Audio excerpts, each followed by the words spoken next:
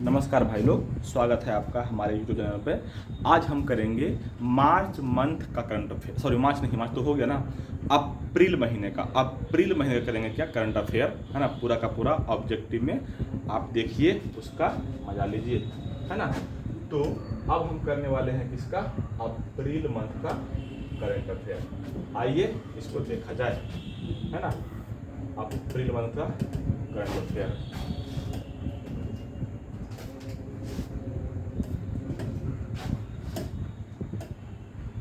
April month का ना, हाँ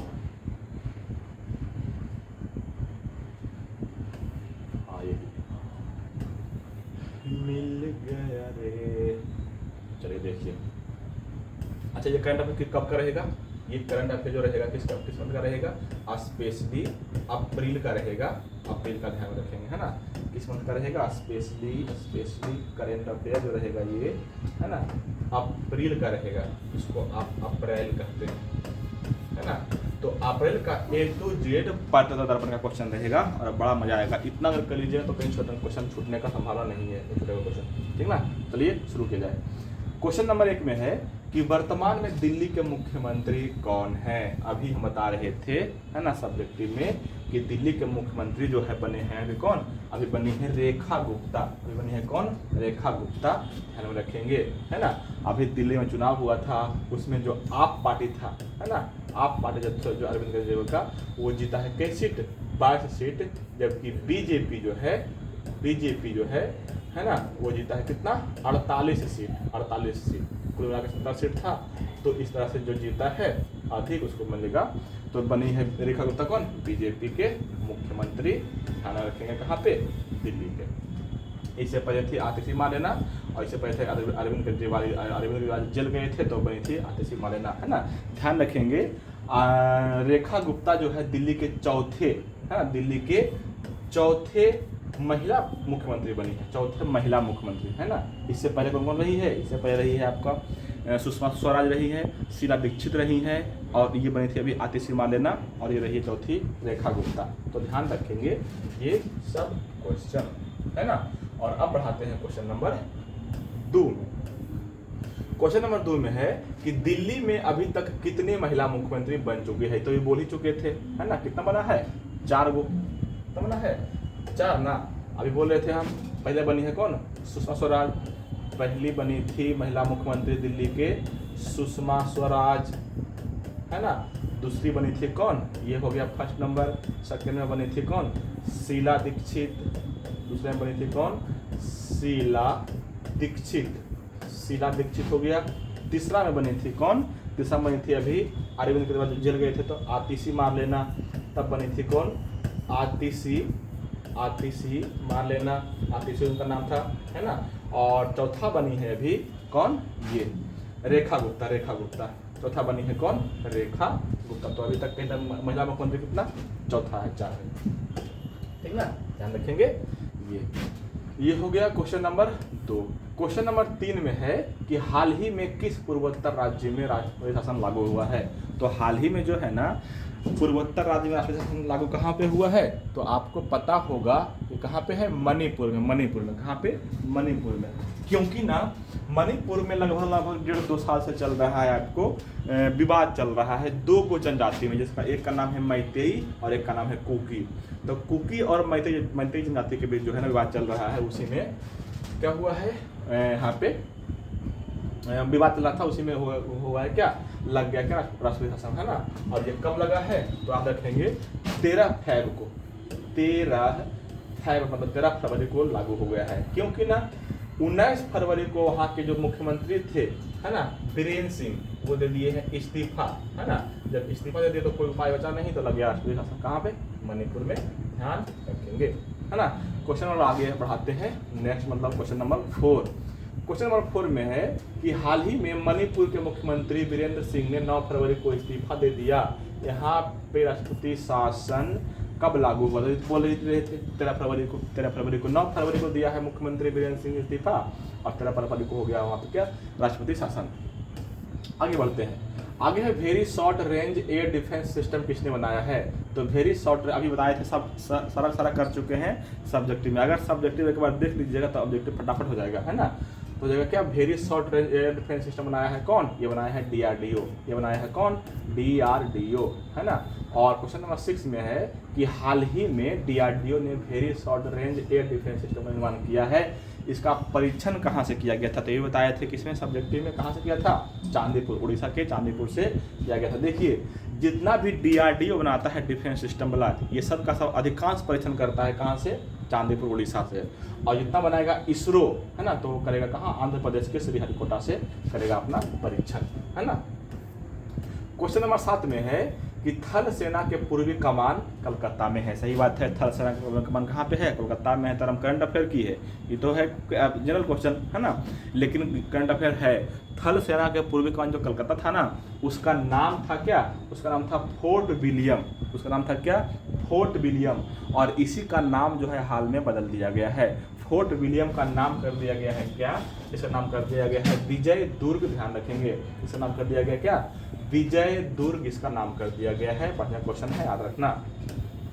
और क्वेश्चन नंबर 8 में है कि हाल ही में किस राज्य ने पहली बार समान नागरिक संहिता लागू किया है। तो अभी बताए थे कहाँ पे किया है, उत्तराखंड में। उत्तराखंड में समान नागरिक संहिता कहाँ पे लागू किया है, उत्तराखंड में। और क्वेश्चन नंबर 9 में भी इसी संबंधित सवाल है कि उत्तराखंड में जो लागू हुआ है समान नागरिक संहिता, इसका मसौदा किसने बनाया था, इसका मसौदा किसने बनाया था। तो ध्यान रखेंगे, इसका मसौदा जो बनाया था जस्टिस रंजना देसाई, है ना, जस्टिस रंजना देसाई। और ध्यान रखेंगे जस्टिस रंजना देसाई को ही गुजरात में बनाने के लिए, मसौदा ही बनाने के लिए बुलाया गया है ना।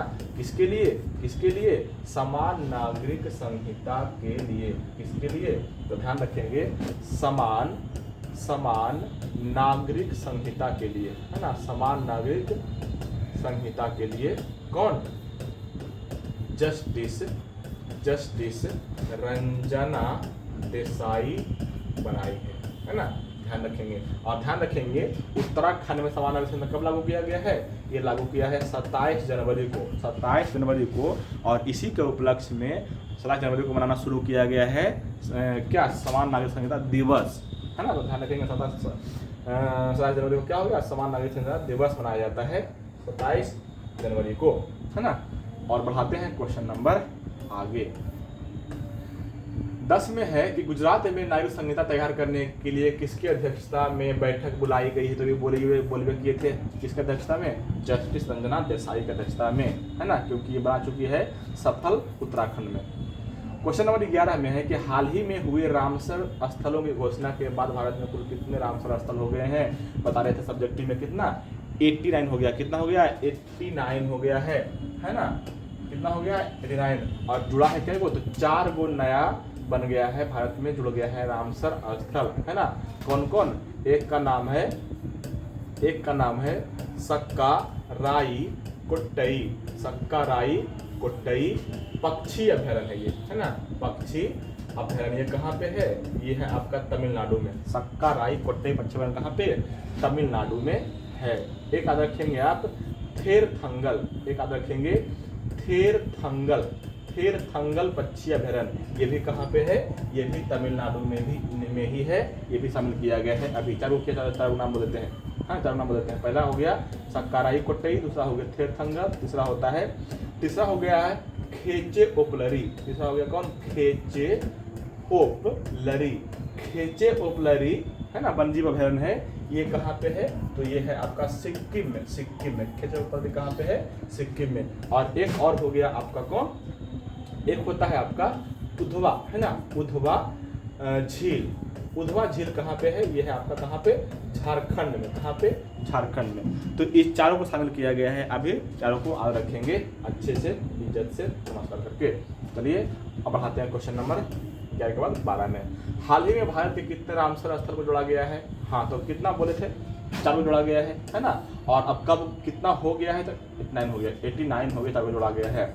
और अगले क्वेश्चन वही दे दिए हैं हम जानबूझ के कि सब कहाँ पे है। देखो अभी बोल रहे थे सक्काराई कोट्टई पक्षी अभ्यारण्य कहाँ पे है, तमिलनाडु में। तीर्थंगल पक्षी अभयारण्य कहाँ पे है? तमिलनाडु में। खेचे उपनदी वन्यजीव अभयारण्य कहाँ पे है? सिक्किम में। और उधवा झील कहाँ पे है? झारखंड में, है ना। ये हम पहले बोल चुके थे और वही क्वेश्चन दे दिए हैं, है ना। जितना भी मैक्सिमम क्वेश्चन हो सकता था अपील वन का सब हम इंक्लूड कर दिए हैं, लेकिन क्योंकि इसके बाद आपको इसके देखने के बाद आपको कहीं पे देखने की जरूरत नहीं पड़ेगा, है ना। लेकिन हाँ, देखने के साथ साथ आपको लिखना भी पड़ेगा, याद भी करना पड़ेगा, है ना। अगर चाहते हैं आप इसका PDF हमको मिल जाए तो, है ना, हमारे व्हाट्सएप नंबर जाकर हमको ये सब इंस्टा चलाते नहीं है, कुछ बोलता है टेलीग्राम चलाते नहीं है, तो हमको ज़्यादा मतलब रहता नहीं है ना। अगर आप इस नंबर पे कांटेक्ट करेंगे, है ना, तो हम आपको दे सकते हैं PDF इसका सेम टू सेम जो बता रहे हैं उसका, ठीक ना। चलिए बढ़ाते हैं आगे। क्वेश्चन नंबर 14, हाल ही में AI कार्य शिखर सम्मेलन कहाँ पे हुआ है? बता रहे थे अभी सब्जेक्टिव में। हाल ही में AI कार्य शिखर सम्मेलन जो हुआ है ये कहाँ पे हुआ है? ये हुआ है पेरिस में, फ्रांस के पेरिस शहर में हुआ है। क्या AI शिखर सम्मेलन? इसमें भाग लिए थे कौन? नरेंद्र मोदी भाग लिए थे। अगला क्वेश्चन वही है शायद। हाँ, हाल ही में हुए AI कार्य शिखर सम्मेलन में भारत की ओर से भाग किसने लिया था? कौन लिया था? नरेंद्र मोदी। अभी बोले थे सब्जेक्टिव में सारा करवा चुके हैं, अगर नहीं देखें तो देखिएगा एक बार जरूर, एक बार सब्जेक्टिव एक बार ऑब्जेक्टिव याद रह जाएगा। क्वेश्चन नंबर 16 में है कि भ्रष्टाचार बोध सूचकांक में भारत का स्थान कैमा है? देखिए, भ्रष्टाचार बोध सूचकांक को क्या बोलते हैं? भ्रष्टाचार बोध सूचकांक को बोलते हैं, आप शॉर्टकट में बोला जाता है CPI, कहीं पे लिखा रहेगा CPI। इसका मतलब होता है करप्शन परसेप्शन इंडेक्स। इसका मतलब होता है करप्शन परसेप्शन इंडेक्स, है ना। करप्शन परसेप्शन इंडेक्स में भारत का स्थान कैमा है? तो अभी है भारत 96वां स्थान है ना। ध्यान रखेंगे। और यही सवाल रहेगा कि करप्शन परसेप्शन इंडेक्स कौन जारी करता है? तो ध्यान रखेंगे, जर्मनी ट्रांसपेरेंसी इंटरनेशनल जारी करता है करप्शन परसेप्शन इंडेक्स CPI। और टॉप पर कौन है, मतलब फर्स्ट स्थान पर कौन है? तो फर्स्ट पर है कौन? डेनमार्क। कौन है? डेनमार्क। ये क्वेश्चन है। भ्रष्टाचार बोध सूचकांक में किस देश को प्रथम स्थान मिला है? तो किसको मिला है? स्कॉटलैंड को। क्वेश्चन नंबर 18 में है कि संयुक्त राष्ट्र जो है ना, संयुक्त राष्ट्र बजट के लिए भारत, संयुक्त राष्ट्र 2025 बजट के लिए भारत अपना कितना पैसा दिया है उसको, है ना। देखिए, कोई भी क्षेत्र या हो गया, जिला हो गया, राज्य हो गया, देश हो गया, जो बजट पेश करता है ना, तो जिस राज्य को तो जिला को तो मिल जाता है, स्टेट को तो मिल जाता है वहाँ से पैसा अपने देश के लोगों से, लेकिन UN को कहाँ से मिलेगा, है ना। तो UN में जितने भी देश हैं शामिल, उस सब अपने हैसियत के हिसाब से देता है उसको पैसा अपना बजट पेश करने के लिए, और इसके बाद वो तय करता है कि किस क्षेत्र में कितना इन्वेस्टमेंट करना है। तो यही संयुक्त राष्ट्र अपना बजट पेश करेगा 25 में, उसके लिए भारत कितना योगदान दिया है? तो भारत जो योगदान दिया है, कितना दिया है? 3.764 करोड़ दिया है। 3.764 करोड़ दिया है भारत अपना पैसा, ध्यान रखेंगे, है ना। ये हो गया क्वेश्चन नंबर 18। और अब आते हैं क्वेश्चन नंबर 19 कहाँ है भाई? 19 आ जाओ। हाँ, क्वेश्चन 19 में है कि हाल ही में शेख तमीम बिन हमद अल थानी किस देश के अमीर बने हैं? तो ध्यान रखेंगे, ये बना है कहाँ के? ये बना है कहाँ के? ये हो गया कतर, ओमान के बना है, ओमान के, है ना। कहाँ के बना है? ओमान के, ध्यान रखेंगे। और क्वेश्चन नंबर आगे बढ़ाते हैं। क्वेश्चन नंबर 20 में है कि हिंद महासागर सम्मेलन कहाँ पे हुआ है ना। हिंद महासागर सम्मेलन कहाँ हुआ है? तो हिंद महासागर सम्मेलन जो हुआ है ना, ये हुआ है कहाँ पे? ये हुआ है आपका कहाँ पे? ओमान में। ओमान की राजधानी मस्कट में हुआ है हिंद महासागर सम्मेलन, ठीक है, ध्यान में रखेंगे। और क्वेश्चन नंबर 20 के बाद आते हैं क्वेश्चन नंबर 21 में, हाल ही में चर्चा में रहे आयकर अधिनियम संशोधन, यह किस वर्ष अधिनियमित किया गया था? तो ध्यान रखेंगे, अभी आयकर अधिनियम संशोधन हुआ है ना, वो हुआ है 1961 वाला संशोधन को किया गया है, फिर से संशोधित। और क्वेश्चन नंबर 22 में है कि अमेरिका ने किस संस्थान से अपने आप को अलग कर लिया है? तो ये कर लिया है मुख्य रूप से 3 संस्थान से। एक हो गया कौन? एक हो गया ऑप्शन नंबर 1 में जो है पेरिस जलवायु समझौता, एक हो गया पेरिस जलवायु समझौता, दूसरा हो गया विश्व स्वास्थ्य संगठन जिसको बोलते हैं आप WHO, और एक हो गया मानवाधिकार परिषद। एक हो गया कौन? मानवाधिकार परिषद। इन तीनों से जो है अमेरिका अपने आप को अलग कर लिया है। जैसे राष्ट्रपति डोनाल्ड ट्रंप बना राष्ट्रपति वहाँ अमेरिका के, तो ये सब घोषणा जल्दी फटाफट कर दिया, लाइमलाइट ले कुछ भी ले अपना कर दिया ये घोषणा, है ना। इस तरह से क्वेश्चन नंबर हो गया क्या? 22। क्वेश्चन नंबर 23 में है कि सरकारी स्तर पर पाकिस्तान और बांग्लादेश, हाँ देखिए, सरकारी स्तर पर पाकिस्तान और बांग्लादेश के बीच जो है ना 1971 ईस्वी के बाद व्यापार शुरू किया गया है। यही क्वेश्चन है, मूल रूप से याद रखेंगे। कब से 1971 के बाद शुरू किया, कहाँ पाकिस्तान और बांग्लादेश। और अभी बोल रहे थे ऑफ सब्जेक्टिव में कि जोगी घोप्पा टर्मिनल का उदाहरण सवाल किया है, ये किस नदी पर है, यह कहाँ पे, ब्रह्मपुत्र नदी पर रहेगा, या बोल सकते हैं उदाहरण कौन किया है, तो सवाल है किस राज्य में, तो असम में, और बोलेगा किस नदी पर, तो ब्रह्मपुत्र नदी पर, और बोलेगा किस जलमार्ग पर, तो बोलना है राष्ट्रीय जलमार्ग 2 पर, राष्ट्रीय जलमार्ग 2 पर, ध्यान रखिएगा, राष्ट्रीय जलमार्ग 2 पर। और क्वेश्चन नंबर 25 में है कि राज्यों के राजकोषीय वित्तीय स्वास्थ्य सूचकांक, इसको बोलते हैं फिस्कल हेल्थ इंडेक्स, इसको बोलते हैं क्या, फिस्कल हेल्थ इंडेक्स, कौन जारी करता है, जारी करता है नीति आयोग, कौन जारी करता है, नीति आयोग, ध्यान रखेंगे। ना तो केंद्रीय सांख्यिकी संगठन, ना तो गृह मंत्रालय, ना तो आर्थिक मामले मंत्रालय जारी नहीं करता है, कौन जारी करता है, नीति आयोग। और ध्यान रखेंगे फिस्कल हेल्थ इंडेक्स में पहला स्थान किसको दिया गया है, ये मेरा पहला स्थान किसको, उड़ीसा को, सबसे पहला था उड़ीसा को, दूसरा में छत्तीसगढ़ को, तीसरा में गोवा को, जैसे जैसे लिया है उससे ऑप्शन दे दिया ताकि आपको याद रह जाए, है ना। नंबर फर्स्ट में था कौन, उड़ीसा, नंबर 2 में है छत्तीसगढ़, नंबर 3 में है गोवा, और सबसे लास्ट दिखाइए भाई, लास्ट, सबसे लास्ट में है कौन, पंजाब, सबसे लास्ट में दिया गया स्थान किसका, पंजाब का, है ना, ध्यान रखेंगे। तो ये हो गया आपका यहाँ से क्वेश्चन नंबर 26। और आप बताइए क्वेश्चन, अच्छा इसमें क्या है भाई, हाँ 27 में है कि फिस्कल हेल्थ इंडेक्स में अंतिम स्थान, तो बता ही चुके हैं पंजाब के है ना, पंजाब के है, पहला हो गया कौन, उड़ीसा, दूसरा छत्तीसगढ़, तीसरा गोवा, ध्यान रखेंगे। 28 में है कि हाल ही में किस बैंक का निदेशक मंडल भंग कर दिया, देखिए बताए थे वित्तीय घोटाला के कारण जो है RBI new India cooperative bank का ये कौन निदेशक मंडल भंग कर दिया गया है, कौन, न्यू इंडिया कोऑपरेटिव बैंक का, ध्यान रखेंगे। और क्वेश्चन नंबर है आपको 29 में कि 24 फरवरी 2025 तक, 2025 है ये, है ना, 24 फरवरी 2025 है ये, 24 फरवरी 2025 तक PM किसान सम्मान निधि के कैमा किस्त जारी कर दिया गया है, तो ध्यान रखेंगे 24 फरवरी 2025 तक जारी किया गया है 19वां किस्त जारी कर दिया गया है।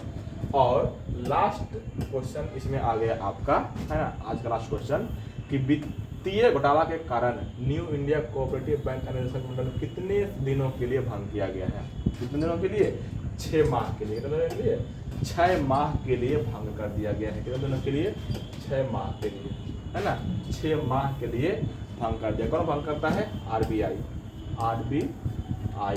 भंग करता है, ठीक है। तो आपको कैसा लगा और अच्छा आपको लगे इसके लिए हम क्या सुधार करें जरूर बताइएगा कमेंट करके हमको, ठीक ना, ताकि हमको भी लगे क्या ही हो रहा है भाई।